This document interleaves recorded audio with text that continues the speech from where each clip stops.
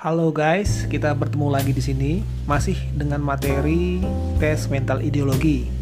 Saya tidak akan membahas materi yang ada tertulis di sini, tapi saya akan menceritakan pengalaman saya pada saat melihat orang mengikuti tes mental ideologi. Kejadiannya ini tahun 2020. Pada saat itu saya berada di Indonesia Timur.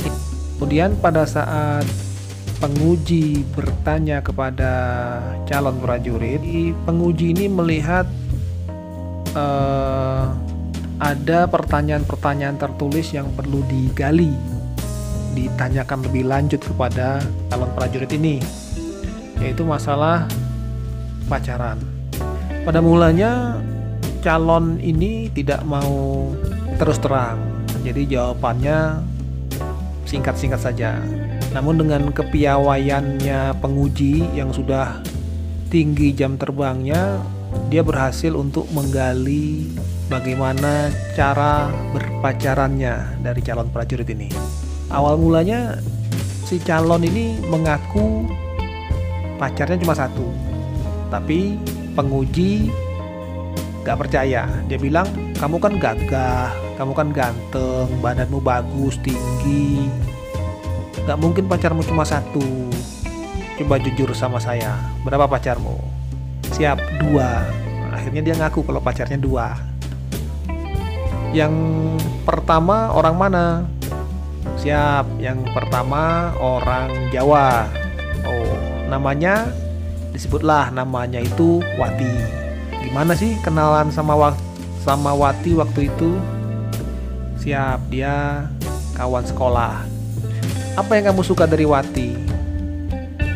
Dijawablah kalau Wati ini badannya bagus, bodinya itu bahenol. Tanya terus sama penguji. Oh, badannya bagus ya, kamu suka pegang yang mana? Siap, pegang tangan, kata si calon prajurit. Gak mungkin. Kalau saya dulu pacaran, saya suka pegang dadanya, saya suka pegang bokongnya, kata penguji. Kamu suka pegang yang bagian 2 itu gak? Akhirnya dijawab sama si calon. Siap, suka. Udah jujur aja, saya juga udah pernah pacaran kok. Kamu sering pegang dadanya? Siap, sering.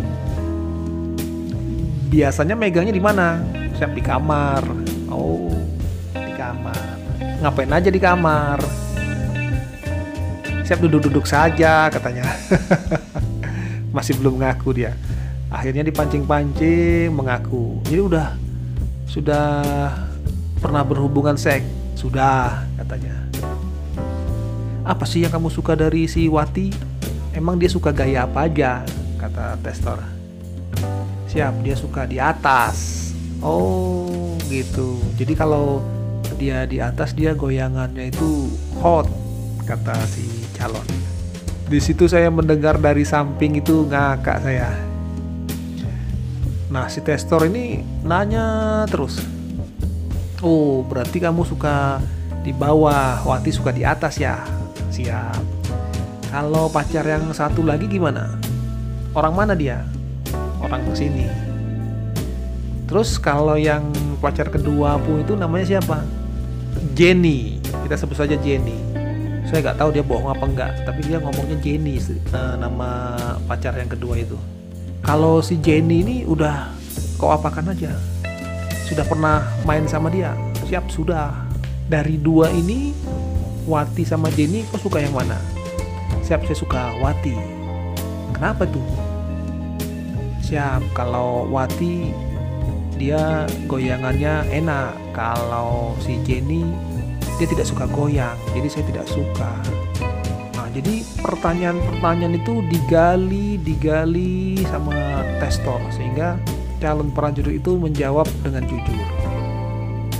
Sehingga terkuaklah bahwa calon prajurit ini sudah pernah pacaran, pacarnya ada 2 dan dua-duanya sudah pernah berhubungan.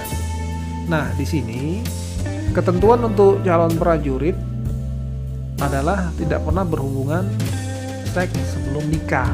Mengapa demikian? Karena untuk menghindari pelanggaran-pelanggaran asusila.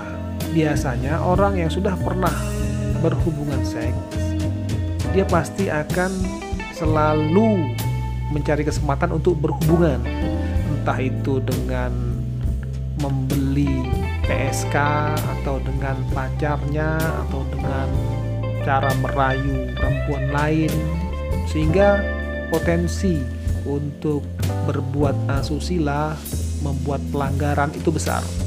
Kemudian beberapa hari kemudian diadakan briefing singkat. Ini untuk menentukan ranking dari calon peserta.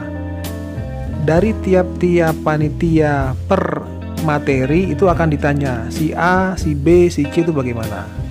Nah, kemudian si anak ini yang tadi ditanya, yang kita ceritakan ini, itu dia tidak diluluskan oleh testor dengan alasan asusila.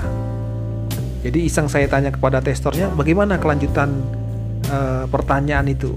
Wah, kata testornya, bahaya nih Pak kalau diluluskan. Ternyata pacarnya itu bukan 2, tetapi 3, dan 3-tiganya itu sudah pernah berhubungan. Dan lebih parahnya lagi, 2 orang pacarnya itu bermain bersama-sama dalam satu ruangan dalam satu waktu, alias threesome. Nah, inilah yang membuat pertimbangan dari testor untuk tidak diluluskan. Nah, setelah mendengar cerita ini, bagaimana pendapatmu? Coba tulis di komentar. Saya tunggu ya.